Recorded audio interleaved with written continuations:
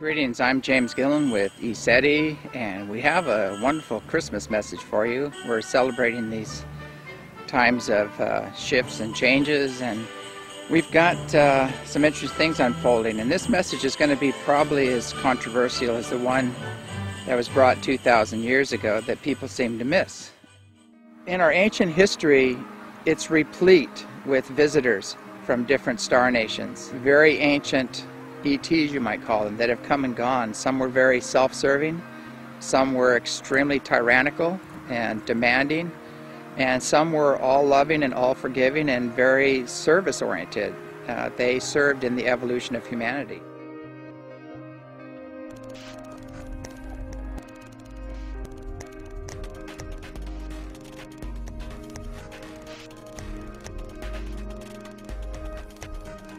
Humans have been coming and going for over 600 million years. The ancient archaeology that they're finding now is all proving this. I mean, they're finding ornate chains, gold chains that were made by some very civilized beings. They're finding beautiful pottery that's been painted. They're finding all kinds of technologies that shouldn't be there. You know, spark plugs, diodes, you know, in rock that's millions and millions of years old. And this is all pointing to this fact that we have been coming and going on the earth for a long time. We are the offspring of these ancestors, and we've had to start over as primitives again and again and again due to great wars, to natural cataclysms, pole shifts, floods. All of these things have happened pretty much cyclically on a regular basis, where civilizations have risen to the height of their technology and have been gone down because of misuse of that technology.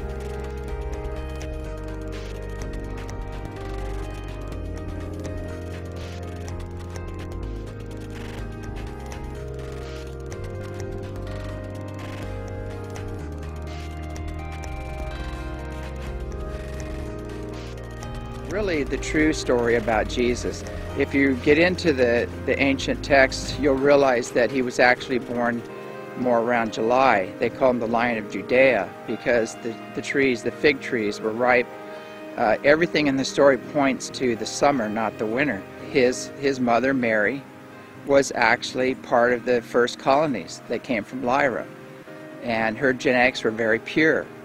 And what happened was they used Mary and another being that appeared in the picture, which was non-physical, a non-terrestrial being, appeared to Joseph when he was very upset and saying, "I've not laid with this woman, I have not known this woman, why is she pregnant? I'm not going to marry her."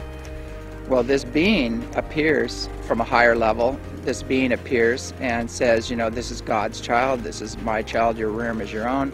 That was a non-terrestrial being. He was extraterrestrial, he was other dimensional. This was necessary to create the vehicle that could handle the soul of Jesus, which came from the seventh level, the seventh plane of bliss. So Jesus had already mastered all material need.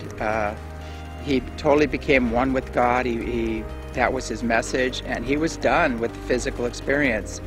And he decided to return and help people understand this same principle, what he transcended. He came to do the final initiation, which is to transcend the greatest of all fears, which is death itself. And he was very well trained in this. He went through all the Egyptian mystery schools, he went to India, he went to Tibet, he learned from all the greatest masters, and he had total control of his environment, his physical body, everything. He was a master. So basically his message was, God is within, the temple is within. He said, "Ye are all gods." His prayer was, "Beloved Father, let them become one as we are one." That was his prayer.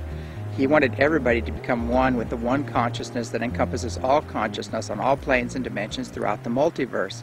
And that is within each and every one of you. You're multidimensional in aspect. You're not just this body, you're not just this personality, you're a spirit that has a body and a personality, and that spirit is multidimensional. And you have ancestors throughout all of these dimensions, and you've experienced all these dimensions before you came here, and now you're here. So this is the grand awakening, and we need to go back to the basics, the simplicity of seeing the Creator in all creation. You know, in everyone, in everything, in all life, and start living in harmony with each other and the planet. That is the message. The future's not set in stone, but I will tell you this, nature is not happy with some of the choices that have been made. And she is going to be moving in a direction that is going to be part of her ascension or healing process. And so we do have a choice. We either go with that process, we go with that flow, we tap into nature, we tap into the God within, and go on that journey and live in harmony with each other and the planet, or we take the downward spiral of the tyrants, and we're going to be led into war and disease and poverty and total social, economic, and environmental collapse. Those are the two options right now. The lines have been drawn, and the choices are being made, and at any time you can make that choice. We all need to get aligned with the awakening and healing process, and divert our energies and our consciousness into this. We need to put an end to the tyranny that's happening right now, the terror, the fear, the suppression, the separation program. All of this is just nonsense. It needs to end. So there's a force behind this flow. It's an intense force. It's beyond any imagination. It's a consciousness, it's an energy, it's a frequency, and this whole planet, this whole solar system, this whole universe is shifting, it's changing, it's moving to the next level. The next level, you cannot take the anger, the againstness, the separation, the reckless greed, all of this nonsense, you can't take it into the next level. Government is not the solution. They have no idea who these beings are, especially the benevolent ones that are coming in. They have no contact with them. They don't know who they are. They're beyond their comprehension. They do have contact with the low-level beings because they do special rites and rituals and invoke these demonic, reptilian, low-level contacts for their own self-gain. And that's another story in itself. But that story is coming to a close as well because those frequencies are no longer acceptable on the planet. My message to you this Christmas is to realize that, yes, there was a Jesus. Yes, there were many Jesuses that came and went. There are many great prophets of every culture. They all had the same message, and the message was to love God with all your heart, love your neighbor as yourself, and love the Creator and all creation. That was their message. That was the common thread between all these cultures. It doesn't matter if you believe this or not. All that matters is that you go within the heart and that you come from the heart and you allow love to be the one law, the law that supersedes all other laws, and that was the teachings of all the masters.